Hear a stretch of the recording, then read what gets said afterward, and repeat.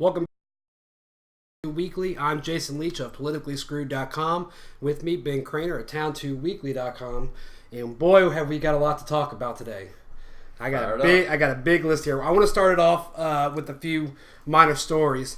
I want to get your opinion. Representative Jesse Jackson is being investigated at this time by the federal or FBI for misuse of campaign funds. The claim is that he used part of the campaign funds to decorate his house. Wow, that's It's not a surprise. A little illegal. It's a little bit illegal, but what's wrong with that? It's not even that big of a surprise to me. Isn't that the sad part? Like, I'm so used to Paul. Wasn't he? Isn't he sick? Isn't there some kind of thing where he's out for a while and he's kind of sick? He has been sick. He has been out for a while. What's he got? Some kind of. Let's see. I know it's on here. I don't want to throw that into the mix, but yeah, he's. I don't know if I want to be picking on the hurt guy right now. Jesse Jackson here, some illness. He received treatment for exhaustion. Mental illness. Is that what it says? Mental illness? Yes, mental illness. But and he's at the Mayo Clinic in Minnesota for bipolar disorder. That's why he's there. And I hate to pick on him, but again, it's just another. That's a sensitive topic. It's another. Even though you have an illness, it doesn't neglect the fact that you misused. Hold on now. I'm a little curious, Now, the president or someone in official capacity, do we want them, the people... I mean, I'm not picking on someone that has mental illness, but you follow what I'm saying. Seriously? Do we want them to be making laws for us? I mean, I'm not picking on the guy because of his... But don't you want to correct some things before we re-elect someone? Well, that's the thing I was going to point out, is that the FBI will not come out with these results into their investigation until after the election, which I find convenient because he is running for re-election for that seat.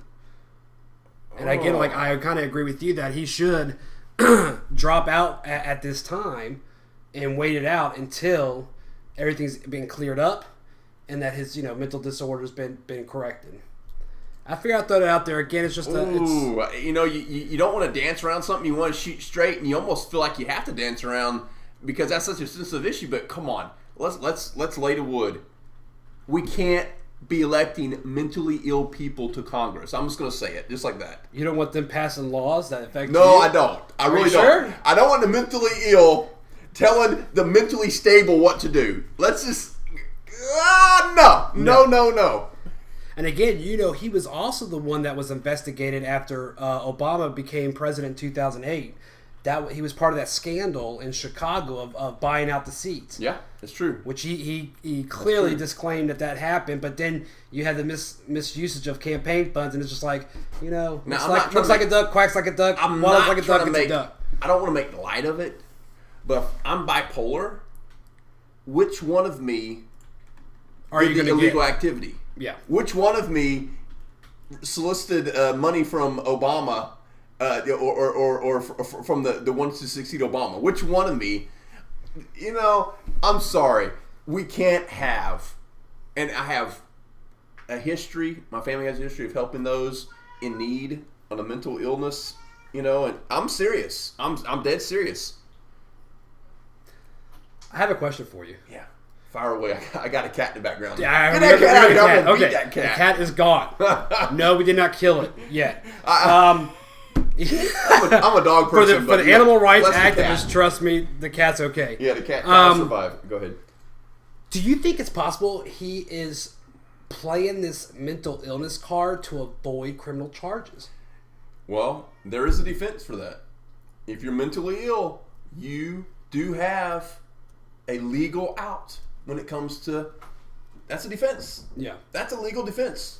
I'm gonna finish this. That's sad, but that is a legal defense. When you're a congressman, it is. It just irritates me. We're gonna end this story on the fact that it's the Jesse Jackson family. It doesn't really surprise me. Ouch. And we'll leave it at that. That was a low blow too, but his father's a media whore, but we'll move on from that. That's a different topic for a different day. Ouch. That was our misuse of campaign funds for the day. Next topic I want to get into, and this story breaks my heart and pisses me off in so many different ways. A debt collector berates a disabled veteran who's 100% disabled, receiving 100% disabled benefits from the VA, berates him saying, you should have served your U.S. better and died when he served overseas. Now, wow. It's a true story. It pisses me off to no end. He goes on to say, excuse me, he should have died instead of taking advantage of other Americans. He's claiming that because, here it is, if you would have served your country better, you would not be a disabled veteran living off Social Security while the rest of honest Americans work our asses off. Ouch! Who's this debt collector? What's his name? I gotta research it a little bit more here. Let's see. Again, these phone calls from these debt collectors that come in, they get so rude. Yeah, they are. They're horrible. Yep.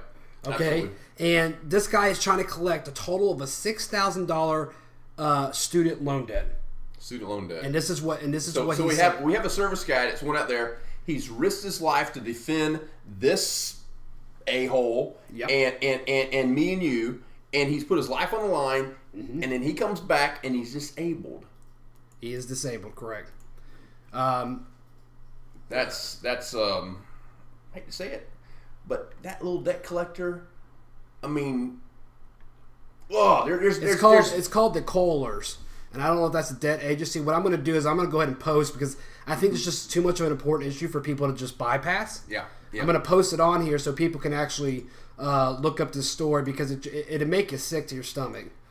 There it is right there. I've just posted it to the communications so you see it's hard to me to follow that, if you're borrowing money to go to school and then you go and serve your country, isn't there a GI Bill? Correct. Where are we at on this? Okay, so the FDCPA, which stands for the Fair Debt Collecting Practices Act, protects, or they're saying they're in violation of that contract because the military disability is protected from any collectors. Meaning collectors. So if I've got a disability related to military activity I've done, a debt collector cannot take or harass me, correct, or tap my account, or they can't tap your account because those funds came from the military and they're protected as such for the disability that they receive. Now, what this debt collector, according to this, tried to do was to receive garnishment from the Weiss savings account. Of course, that's where his money's going. Someone wants to know more about this story. Where's this posted at? What's the? Let's see. I posted it on our communication there. It's questionmore.com. Let me see. Make sure that's the right email address. Davis, do you see that on there where I posted it? We'll post it. We'll post it because that's if rt.com/usa/news/us/collector/disabled/veteran/373 /. Listen, I posted it to thing. Please take a look at that story. It's really heartbreaking and it'll piss you off. Disturbing. All right. Couple issues going on in the state of Georgia here and around the nation. Free speech. Yeah. Okay. A female in the state of Georgia just sued and settled out of court for $85,000 because when she left a heated town hall meeting debate, he said bull bleep. She said this is bullshit. Yep. And when she walked out of that town hall meeting, police were outside waiting to arrest her. Sure. And they did arrest her. She spent a couple hours in jail, so she got bailed out. The DA has dropped the charges because she claims this is a violation of her free speech. She was falsely imprisoned because she had the free speech. Sure. Okay? You and me talked about this a little bit earlier. I understand where you're coming from and where she's coming from, but on the same aspect, I don't think it's appropriate for people to talk in such ways like that out in public.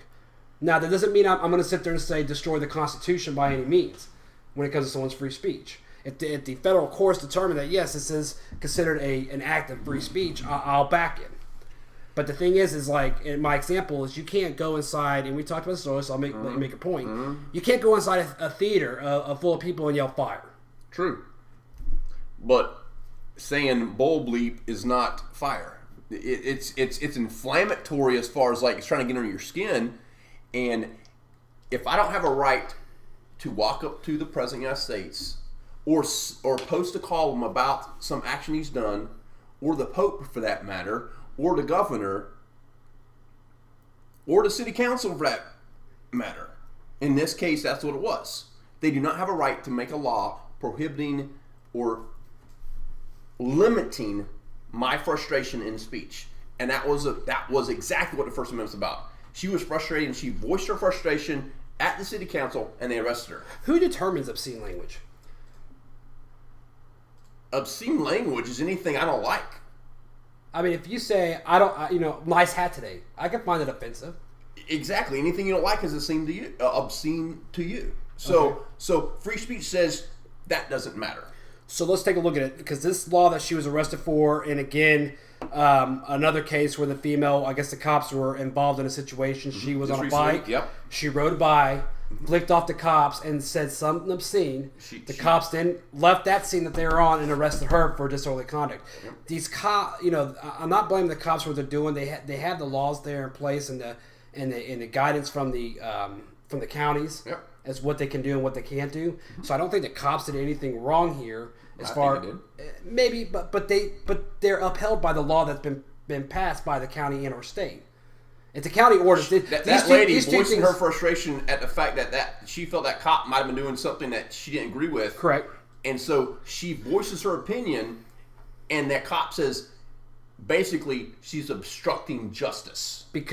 Bullshit. Yeah. That's not obstructing justice. She's just voicing what she thinks is going on. And we as Americans have that right. So what does this do for the counties that have these county ordinances? Do these cases now bring this to a national standpoint?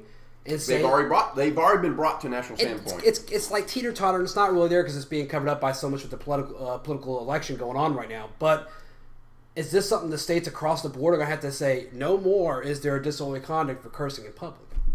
Well, basically, the 14th Amendment, once that was decided that the 14th Amendment, I had to go back to my constitutional law stuff, the pencils out. Y'all probably know it out there if you're listening. The 14th Amendment, when the Supreme Court was upholding civil rights laws, they basically applied the 14th Amendment to all local jurisdictions. Correct. When that happened, they actually applied the full weight of the Constitution to all state and local jurisdictions. Correct. So no state or local jurisdiction can infringe on my rights. It used to be, before the 14th Amendment, as far as the Supreme Court's concerned, that a state or local municipality could tell you can't do something, even though the federal Constitution said you could voice your First Amendment right, or you could do this X, Y, or Z. Only the federal government couldn't stop you from doing it. States could, or local municipalities. After the 14th Amendment, the Constitution, the Supreme Court has deemed that not the case. So anything in there is yours no matter. Correct. My problem with it, and I get the free speech aspect part of it, my problem with it is if I'm out in public, in a public place with my family, which I don't have a family, but if I had a family and my kids were at a park playing, to have somebody sit in the park yelling obscenities would blow my mind that is okay to do that. Because it would be a violation of his free speech if he got arrested for doing such. Sure. That as a parent, that would make me so angry I'd just go over there and knock him out. But, of course, I go to jail for the battery charge. Sure. But there has to be some kind of guidelines as to what you can... Does that really constitute the free speech? Anything, any frustration, any level you want to put out, even gestures, as long as I'm not hurting you, is free speech. Period. Foul language, posting any kind of art of any kind, any kind of anything on the web, anything is, bullying someone on the web is free speech. And they're making laws right now, and I don't agree with them. It's sad if someone lowers himself and needs to use the internet and other things to hurt other people emotionally or whatnot, but I don't see how there can be a law made against it. I feel you. I think a lot of jurisdictions are going to have to really face this fact. They're going to be facing a lot of lawsuits, as we apparently are now seeing. All right, those are just the basic topics to get the show started today. I wanted to hit a major issue that some people think is being politicized at this time, but it's a very important issue that Americans need to wake up and really be involved in. Libya. Benghazi incident, the attack on the embassy. For weeks on end, for 2 weeks, the Obama administration... We have something? Yeah, we're getting some feedback. Is everything all right? There's some feedback. A little bit of feedback.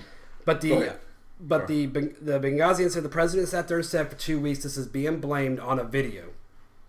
Yeah. Okay? For 2 weeks he claims it's being blamed on a video. Well, they're promoting this. It was obviously an orchestrated attempt. And this is what's disturbing in my mind.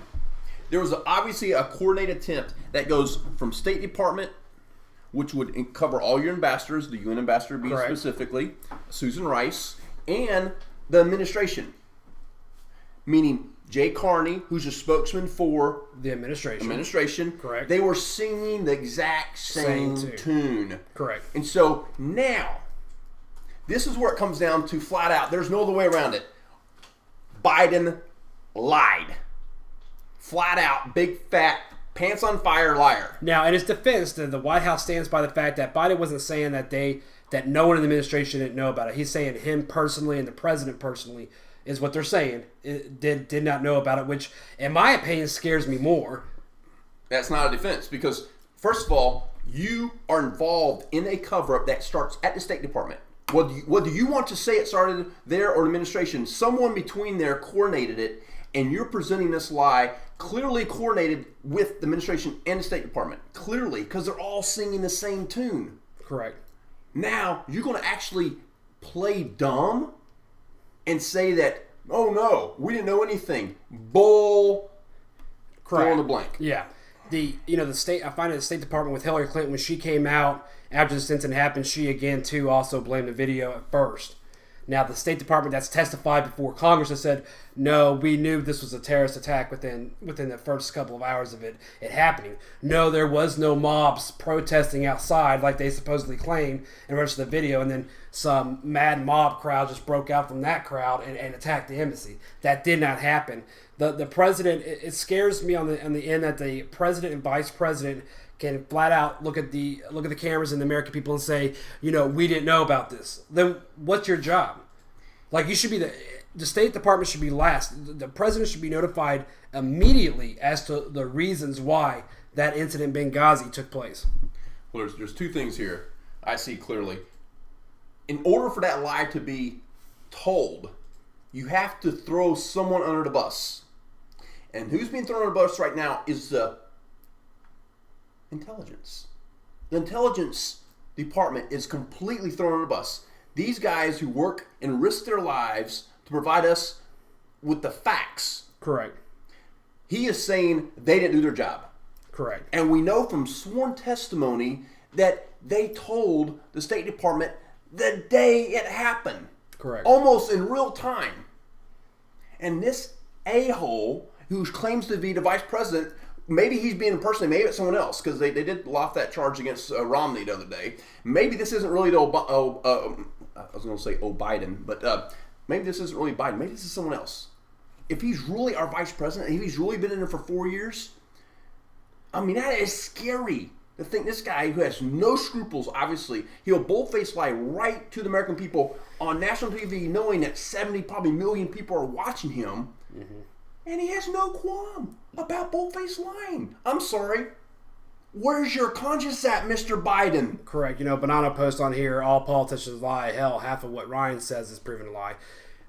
Again, it's I agree that all politicians do what's in their best interest. And I think when President Obama heard about this, he knew with the elections coming up, with the foreign policy debates coming up, that this could hurt him. So he tried to put the blame somewhere else. So he's going to throw his intelligence department under the bus, and also he's throwing his State Department under the bus. And honesty, he's throwing himself under the bus because he's the idiot that didn't even figure it out himself when all the American people out there knew what was going on before he did. I mean, come on, September 11th. You knew. September 11th. September 11th, attack on your consulate. 4 Americans dead, but it's a video. I don't, come on. Most common sense people say, come on, President, really? But I'm curious to see what Hillary Clinton's going to do. Because she's not sticking around. If Obama wins this election, she's not sticking around for a second term. So she has no quarrel than to sit there and say, no, you're not throwing me and the State Department on the bus. I wonder if she's going to fight back. Most ironic thing, and I heard this, I have to actually give a shout out to the Snit show. I don't know, he's out of Orlando, radio talk show. He kind of brought my attention to something. This is just hilarious. This is irony to the nth. How in the world is Obama even in this political race this year? Who saved his you-know-what when it came to the campaign and his big, time in Charlotte? Who gave him the ability to be on the stage right now? He shouldn't even be anywhere close to the polls. Who did it? Good. Bill Clinton. If it wasn't for Bill Clinton, this guy wouldn't even exist politically right now. I don't think the Clintons like him, though. No, but what's hilarious, Bill did this simply to save Hillary's career. Correct. And look what's going on. Obama returns the favor by throwing Hillary under the bus. Yeah. I mean, she's getting mushed. She's getting squashed right now. And who made it possible? Bill Clinton. I mean, irony of all ironies. It's hilarious to me. Do you think this is going to be bigger than Watergate? And they're calling it Benghazi Gate now. It should be, because boldface, we are being lied to. And here's where it comes down. If you're an American citizen, you got to understand, when you're on American soil and a consulate is American soil. Correct. It's our property. Correct.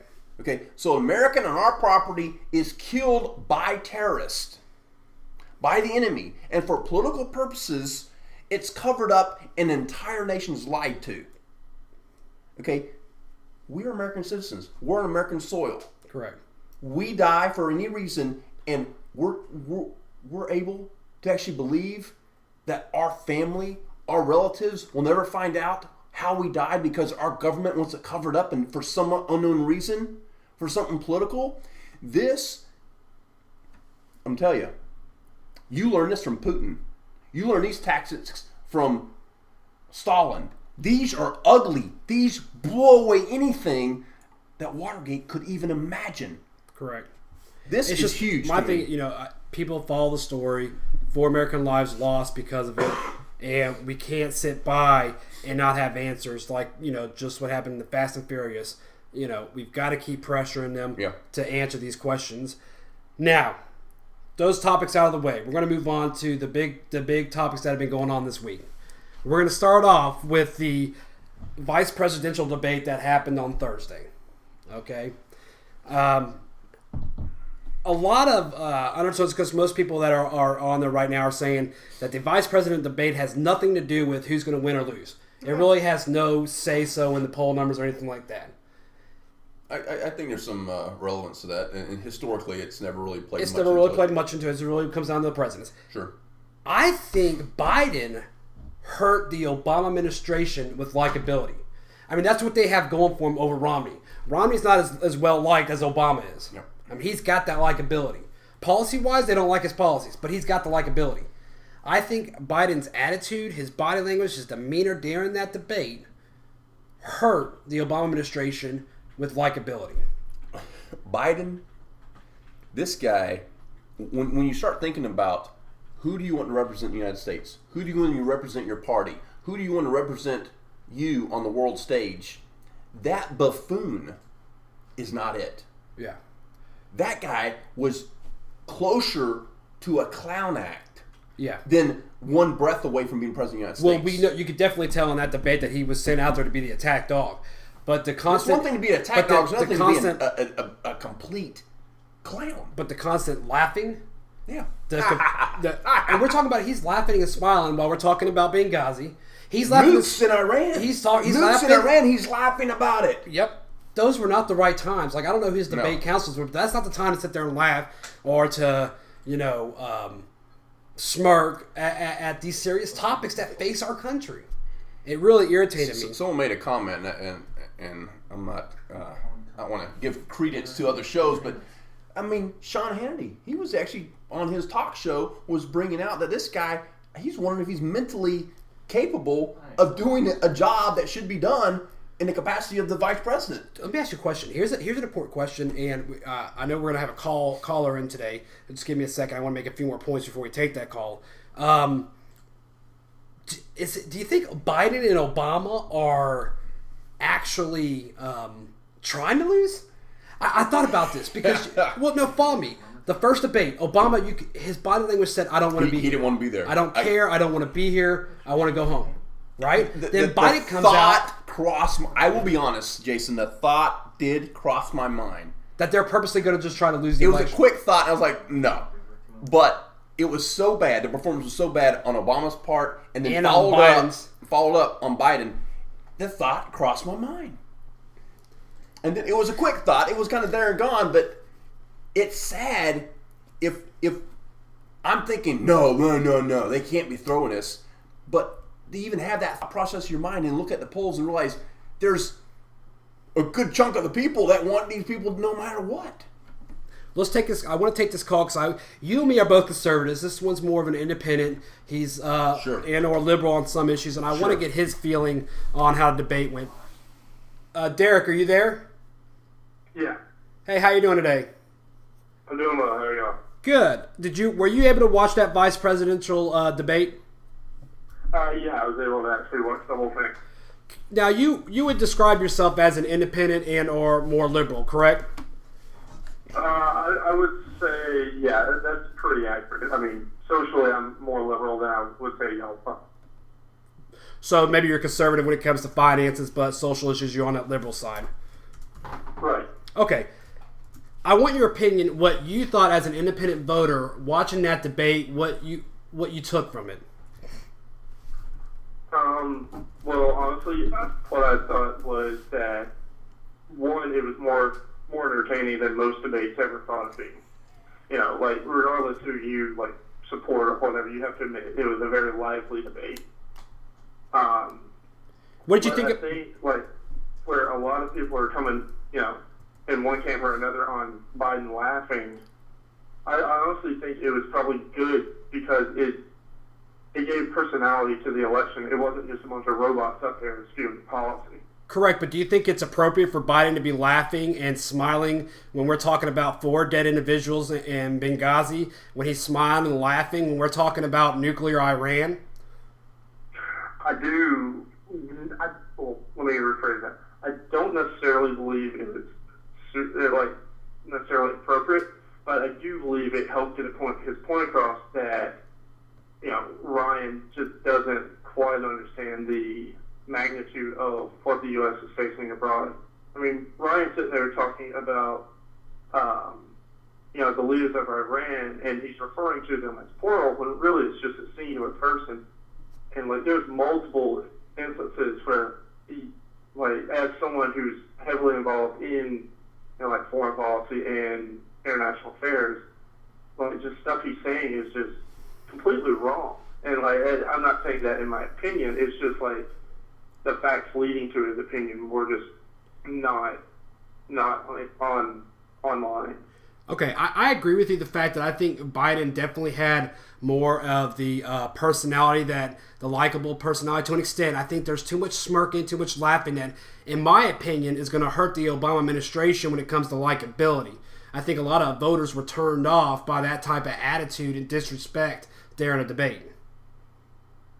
I would actually disagree. I think it may actually work as a positive for the Obama camp, simply because, you know, it's, you know, one of the main reasons Obama got elected in 2008 is he got the youth vote out. And so you've got this older white guy sitting up there, like, really, like, taking it to Paul Ryan. Like, you know, Paul Ryan would say, well, you know, what about this? And Biden would have his answer down and ready to go. You know, and make a solid point, you know, whether you agree with it or not. And, like, with specifics, and a lot of times Paul Ryan didn't have the specifics. I mean, even the moderator had to ask him several times, you know. You don't think the moderator was... Give me specifics. Hey, Darren, Ben here. I want to ask you a quick question about that. And I agree that Ryan was a little light, to say the least, on the foreign affairs side. I don't really think he was prepared to go up against Biden.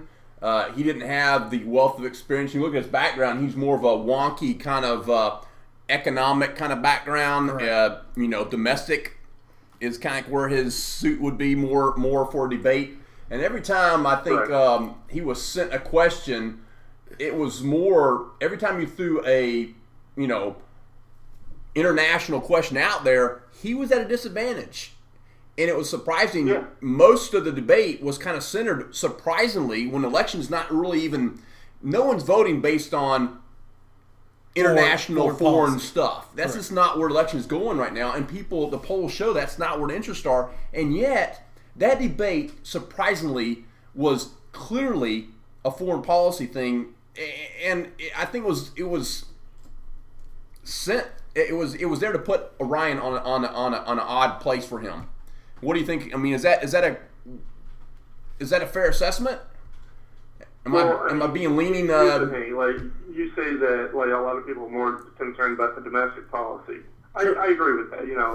In the end, all politics are local. Sure. But here's the thing. Y'all were talking a little earlier about Libya. Yeah. And that's still a huge story. The European debt crisis. That's a huge story. both of those have major impacts on the U.S. Absolutely. And say Mitt Romney gets elected, the vice president is a heartbeat away from office.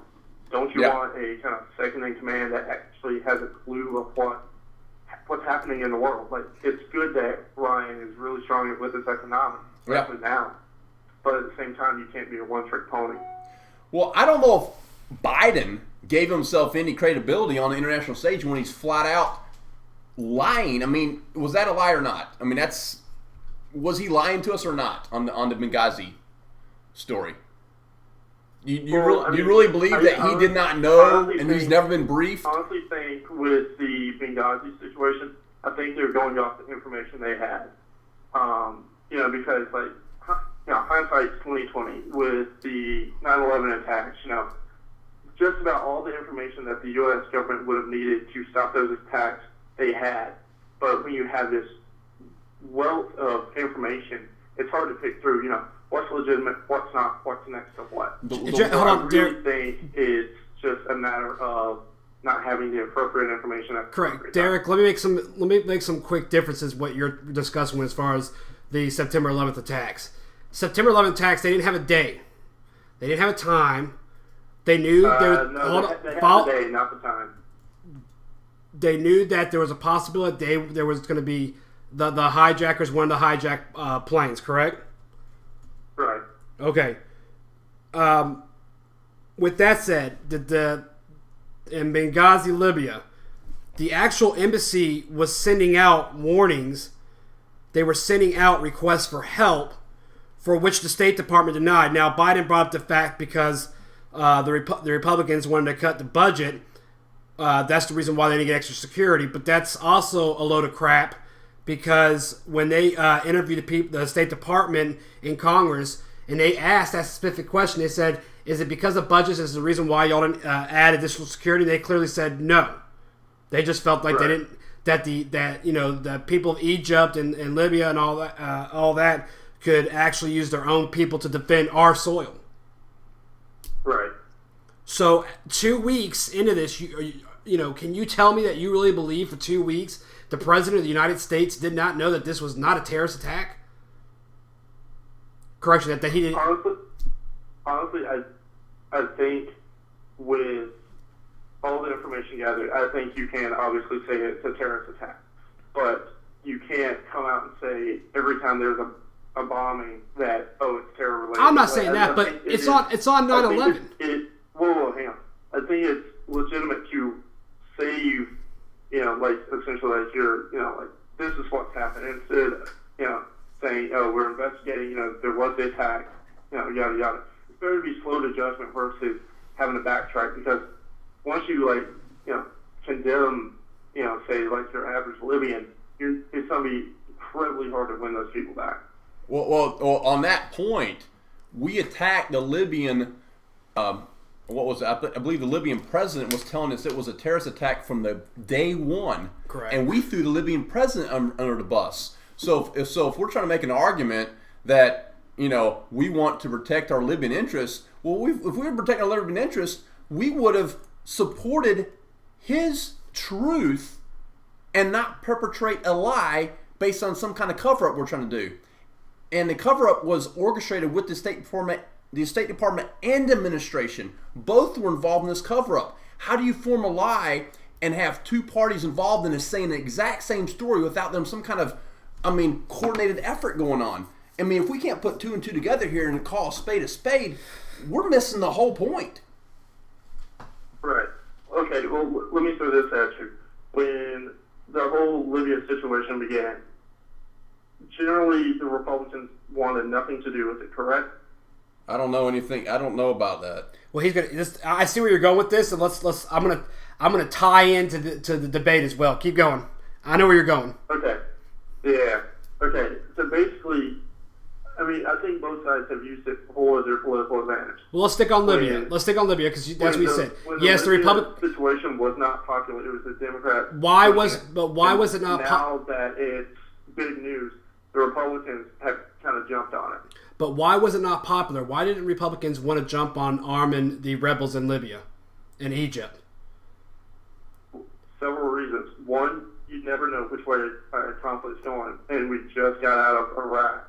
Correct. After so many years, we're still in Afghanistan. Correct. Two, with the whole Arab Spring, we definitely don't need to be looking like we're, like the Soviets, in like the 70s and 80s coming in. Oh, well, our friendly regime's falling down. We're going to prop it up. Correct. The last thing the U.S. needs internationally right now. There's a lot of not anti-U.S. sentiment, but the U.S. has definitely overstretched itself in terms of its means now. Without the booming economy, we can't, play world policeman. We kind of have to pick and choose our battles. Correct. Look at Syria right now. We've done, bare minimum there outside of, say, stop shooting at each other. But the fact of the matter is, here's my point, because I say you're going to lead into what I want to talk about when it came to debate. The Muslim Brotherhood is the one that took over after that uprising. After the United States helped support these rebels to take over, the Muslim Brotherhood, who's known as a terrorist organization, took over. We now have terrorist attacks on U.S. soil in Libya, Egypt, with Al-Qaeda links. Okay? Now, the Vice President Biden sat there with Paul Ryan when they were talking about Syria and how, the Republicans are wanting to get more involved in Syria and take control of that. But Biden's downing Paul Ryan for wanting to do that when the Obama administration did the same thing when it came to Egypt. Well, see, here's the thing. That I think if you're looking at, the Muslim Brotherhood and the attacks on the U.S. consulate, with the deaths of the ambassador, I think the thing you have to realize is it was an ongoing war zone before we stepped in. Which would beg the question: why is we helped create the war zone? But that would beg we're a part of the operation that correct kind of set everything into motion, and we were able to, kind of in a sense put in all the necessary security situations before, everything. But with all the fighting and we came in afterwards. With all the fighting and uprising going on, would that not beg you, as a question with the State Department, that you would need added security at the embassy? Would that not pop in your head, saying with all the chaos going on in that area, that we would not up our security of our consulates there?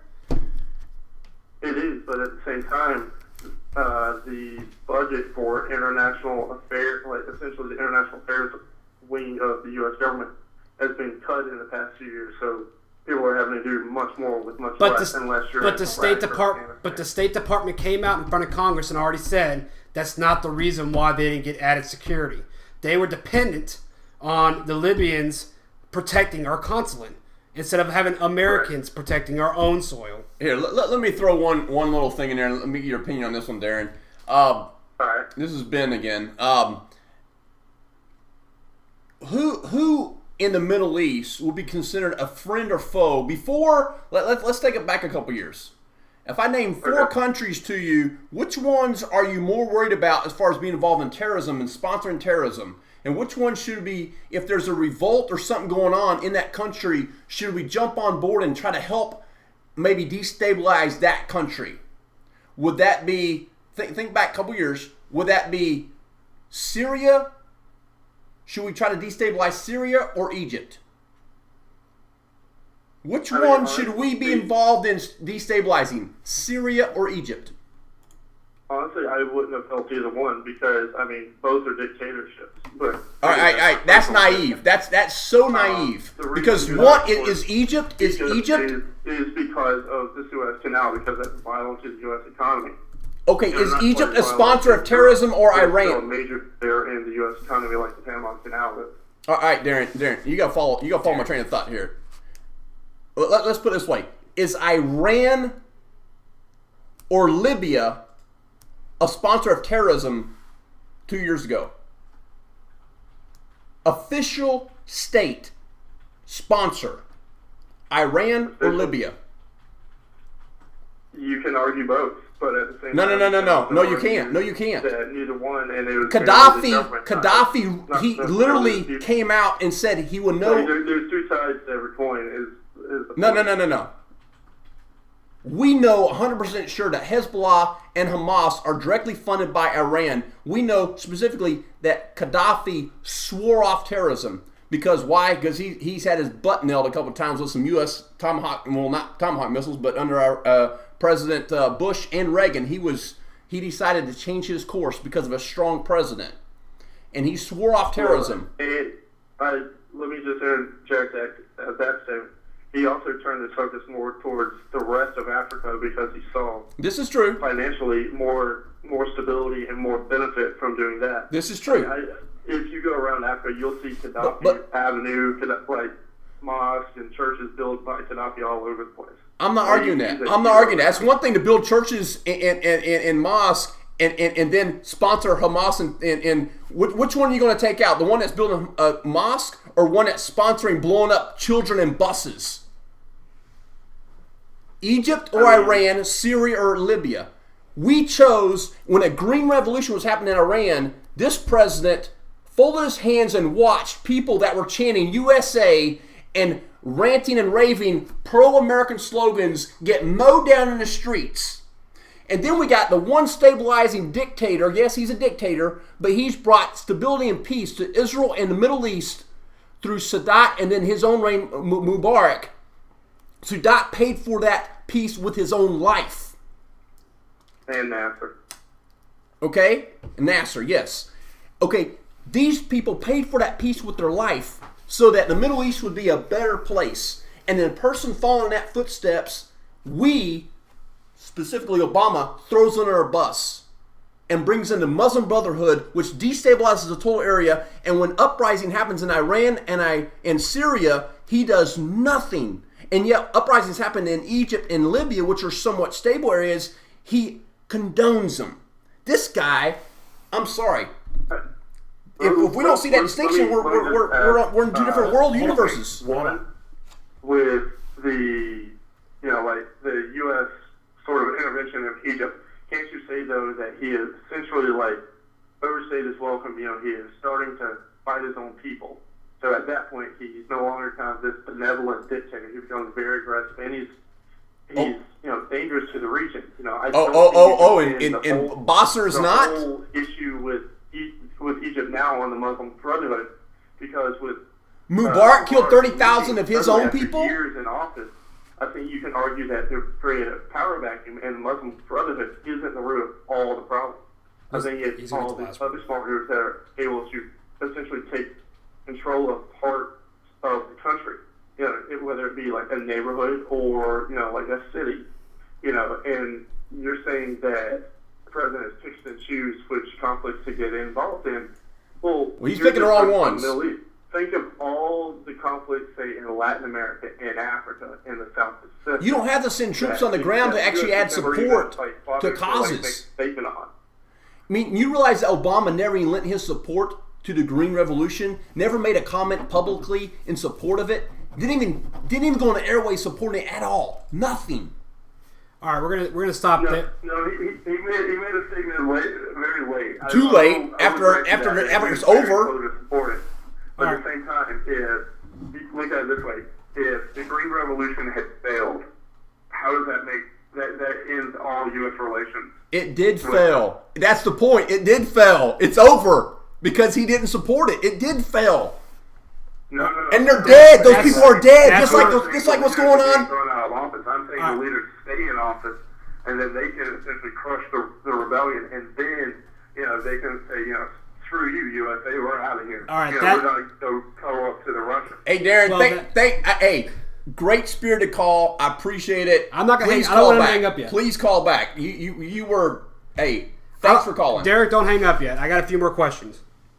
All right, we're going to be done with we're done with we're done with foreign policy. I'm going to wrap it up real quick with a few questions for you. All right. During the vice presidential debate, Biden made a lot of errors and false statements. One was the contraception mandate, where he claims that the Catholic churches or religious organizations do not have to pay for contraception for their employees. That was a false statement. Second, taxing those that only make $1 million or more. Again, under the Obama plan, it's $200,000 per individual and $250,000 per family. Again, that's another false statement. And then last but not least, what really pissed me off, and this will end our foreign affairs, is he called out Paul Ryan for voting for 2 wars, both the Iraq War and Afghanistan War, and he clearly said, I knew we couldn't afford that, I knew we couldn't put that on a credit card, so therefore I didn't vote for it. He's misleading the American people. He voted for both those wars.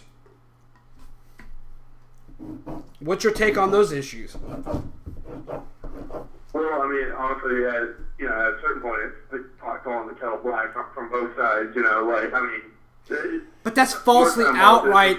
But he's the uninterested voter, because that's the main people. But I would say this, that with the contraception thing, in terms of like American Obamacare, correct, which apparently he didn't read it. Make a revision. Perhaps they need to make another one. Romney's got his own healthcare system. They set up in Massachusetts. The tax thing, I'm not an expert. I can't really comment on that, to be quite honest. It still takes me days to do my own taxes. Okay. And a comment about both wars. Paying for the wars, I think everybody that was in office that voted for them and then also voted. I have no issue if you voted for both wars.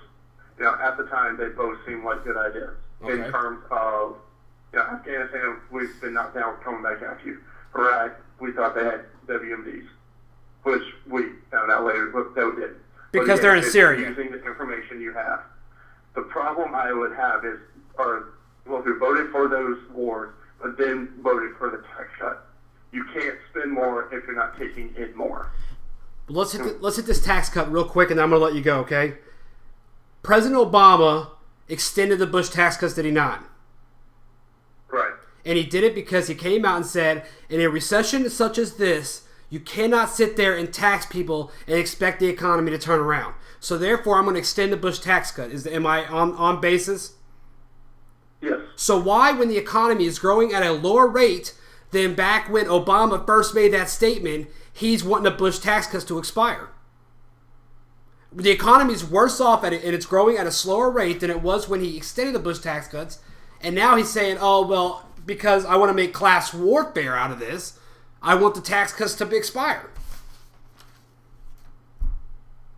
Honestly, it's a political move. He's got to keep the undecided voter, at least looking at both sides until election day. Derek, I appreciate. I think that's one tool that he has that Romney doesn't. Right now Romney has no political standing whatsoever. He's a former governor. And Obama can't even run on the last 4 years that he's been in office. And before that, he didn't have much to run on either. He was a senator for 2 years. But we'll leave it at that. Derek, I really appreciate you calling in. I always look forward to your calls. You keep me in place in some issues, and I do appreciate that. No problem, dude. Thanks. Have a good night. Thanks, Darren. All right, we're going to be very quickly here. I want to hit second presidential debates coming up Tuesday night. Sure. What is the game plan that you think Romney needs to have in order to continue that momentum he's got going in? Well, number one, anytime President Obama tries to say another, and there's no way to defend his record. So anytime President Obama comes out with a slight half-truth or an out and outright lie, Romney has to pin the tail on the donkey. He has to pin it on him and say, "You're lying, Mr. President." And I don't know how you say that and still have class, and so that's where he has to be careful. Because you got to be careful with the likability. I mean, he doesn't have that likability like the Obama administration so does. that's the challenge for Romney. He has to tell the people that's not true, and he has to come across that the president's mistaken. Correct. He can't call him a liar outright. Now, I can call him a liar, and I can call Biden a liar, but to be presidential, you an opponent, when an opponent's sitting there, and that's, I think Biden crossed the line. He lost. I think he lost that debate, not because he lost it on substance. He had substance. I think he had more substance. And I think, actually, if you look at straight out who won the debate that night, substance-wise, Biden won. wins. Yep. I think long-term, Democratic Party lost. For likability status. Yeah. And you can't sit there and, put the rabbit ears behind people and chuckle and demean the other candidate. You can't do that. Do you think these next two debates, the last two debates we have, are really going to have that much of an impact on a voter's persuasion of if I'm going Romney or if I'm going Obama? You know what's shocking is that when you look at a voter after that, I think it was after that Biden-Ryan debate, the vice presidential debate, they asked one of these people in this focus group of undecided voters, "Have you made your mind yet?" And this older lady, "No, I really haven't." I'm sitting there going, then don't vote. If you don't know where you stand and you don't understand what's going on after all this, please stay home. You don't have a clue. Correct. And that's kind of where I'm at. It's sad right now that we're almost tied, even Steven, in this political kind of world right now. And then we got that person that doesn't have a clue. They're going to decide the election. That scares the you-know-what off me. That is freaking me out. The Obama administration has come out this week and said, Obama's going to be a lot more prepared than he was in the first debate. Again, we already talked about how he kind of looked like he didn't want to be there, and that's why I thought he's trying to throw the election. But they said he's going to come out prepared. He's going to come out ready to start swinging. Bank capital is one of the things that we're going to hit on. Now, here's my thing. Romney needs to be prepared to have answers for this bank capital outsourcing. And you know what? He needs to call the president of the United States on the outsourcing done by the federal government on the federal taxpayer dollar. I'm talking, let's take, for example, the Benghazi, because that's a big issue that we've been talking about today. That was outsourced to the people of Libya. The security was outsourced. The security was outsourced to the people of Libya. GE got millions and invested most of that money overseas. GM, remember, I bailed out the auto people and I killed Osama bin Laden. That's their slogan, right? Sure. He also funded Fiat. Yeah, correct, which was overseas. But GM was bailed out, and they ended up building a $200 million plan. Remember, they're getting bailed out with fellow taxpayer dollars. In Europe, They right? built a $200 plant in Thailand. In Thailand, that's even Thanks better. for the U.S. jobs here at home. You want to keep going with the outsourcing? Obama spent $2 billion, taxpayer dollars, on a loan. Now, when I say, this is federal money, I'm talking whether it's a loan, whether it's a grant, whether it's actually just giving them money. But a $2 billion loan to Brazilian oil company to produce oil. Wow.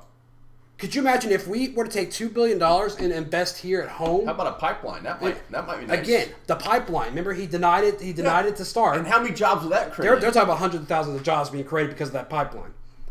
And he said, no, it's not going to happen. So I think Romney's got to stick to these facts right here and say, you know, Mr. President, you're not going to sit here and make me look bad because a private industry with their own money decided to do things cheaper overseas because it's cost efficient and because we get to escape the highest tax rate in the world, corporate tax rate, by doing it that way. And actually, Romney has no idea what he's talking about outsourcing these jobs. I don't think there's any evidence. It sounds good. Evidence doesn't matter in debates. Well, that's true. On both sides. And to be on honest, both sides. And to be honest, if anyone calls a politician a liar, then that's just the kettle calling the pot black. I mean, that's kind of like the anytime you start saying basically on any issue, I can say whatever I want to. I can lie bold-faced because you lied too. When that's a defense, we're in trouble. Okay. Next up, again, I think just to clarify what I think Romney's got to do this Tuesday is come out. He's got to keep showing the failed policies of Obama. He's got to keep showing his strength and determination and look presidential like he did in the first debate. He looked like the president, not President Obama. Yeah, and I think Ryan on the converse, he didn't help out on that issue. All right. Apparently, we got another call coming in. I don't know the name. It's going to be from Medic. Medic. Okay. And stand by. Medic, are you there? Yes, Hey, thanks for joining us. How you doing? I'm doing well. My name's Rob. Rob? Yes, sir. Oh, what would you like to talk about? I was calling in about the link that I just posted on there about Obama signing over an executive order in order to freeze American bank accounts now.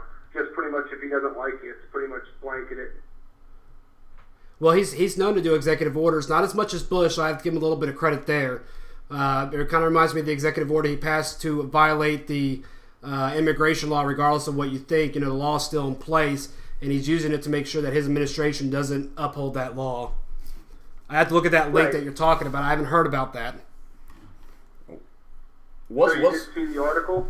What's the issue with the executive order now? Explain this.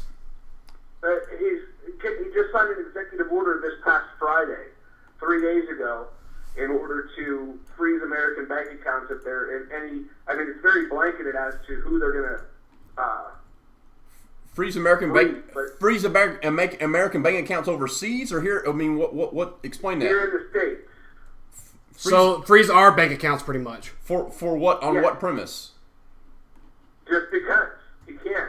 If you read the article, it's saying that if you're anywhere, any way, even thought to have any ties with anyone, they can freeze you. So it's pretty much, hey, it's just like they did to the Jews, like Hitler did to the Jews. Hey, you're Jewish, you're a dentist, you're a doctor, you're a banker. We're going to freeze your accounts, and then hey, by the way, Rob, what's the context of this though?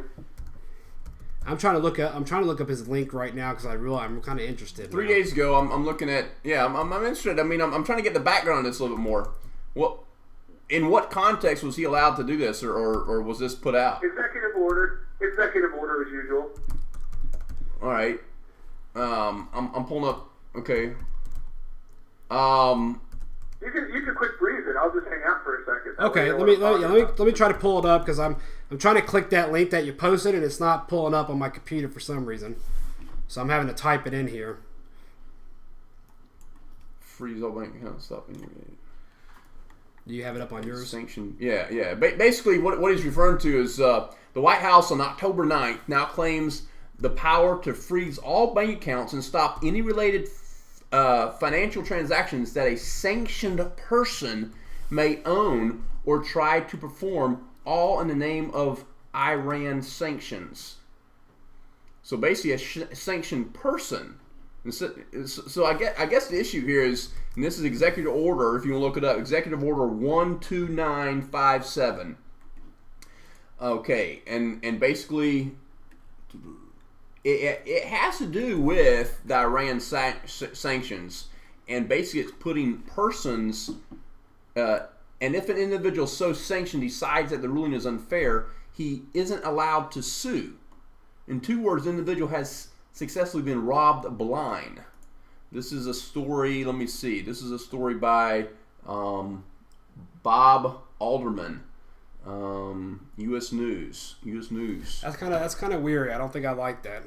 The executive order power. It's been abused by multiple people. I mean, not just President Obama, but you know what, Rob? I'm gonna have to look. I want to look into that, and I'll definitely bring that up this next week because I want to research a little bit on that.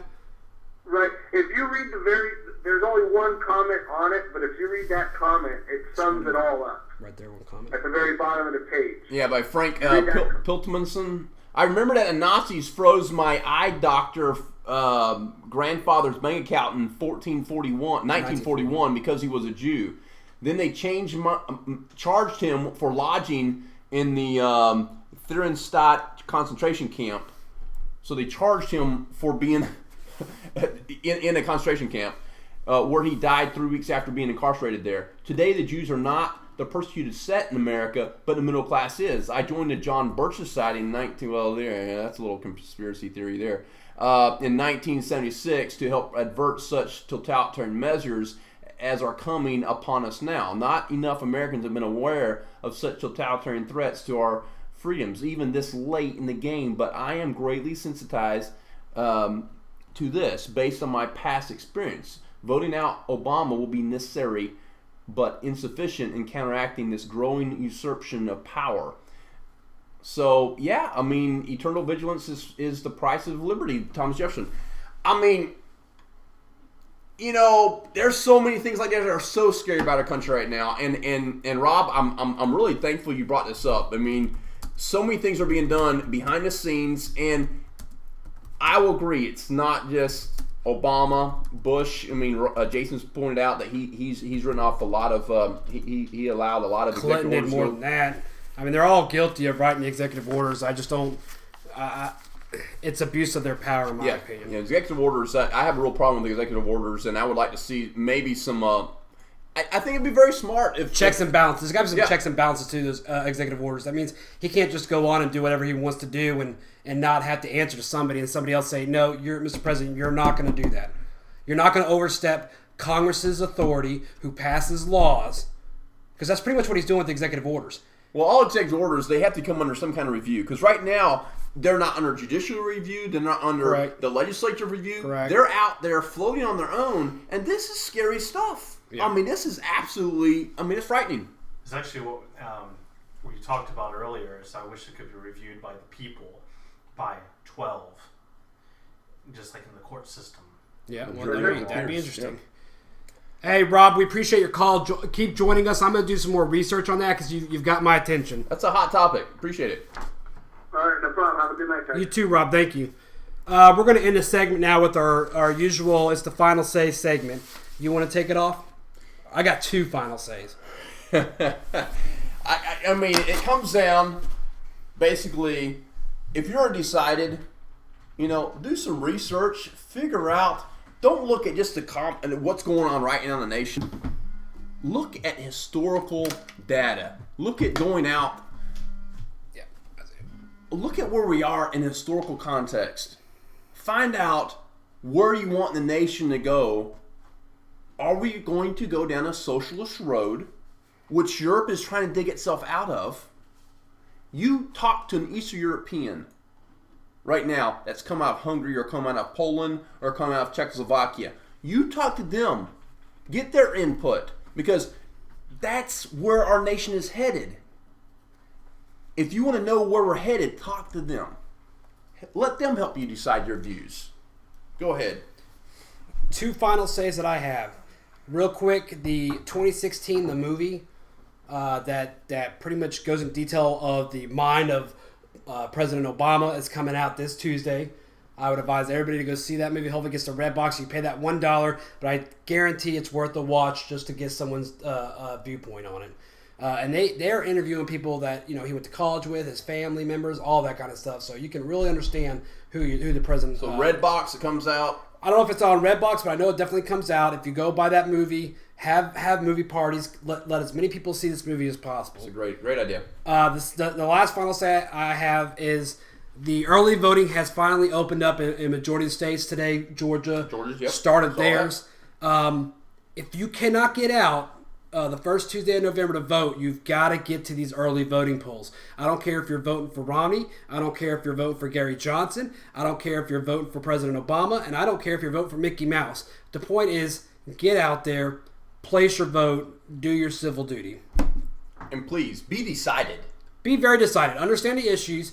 If you understand the issues on Romney camp and Obama camp, and you feel Obama is better to lead this country, then that's where your vote needs to go. I'm not here arguing either way. I don't like President Obama and his policies, but it is what it is. So again, please go out, get out the vote. It's early voting time. Let's not wait till November. Hey guys, I just have a quick thing for y'all too. Is this final say? This is a final say. Oh, okay.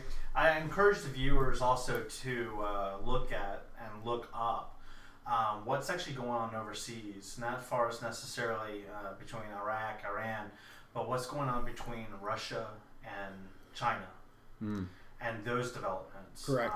Definitely look it up, CNN. Stay informed. YouTube. Take that 5 minutes away from ESPN. Take that 5 minutes away from American Idol or Dancing with the Stupid Stars. And do a little bit of research and get informed. Guys, again, we appreciate you joining us. Please don't hesitate to rate our program and subscribe to Town 2 Weekly. We'll see you next Monday.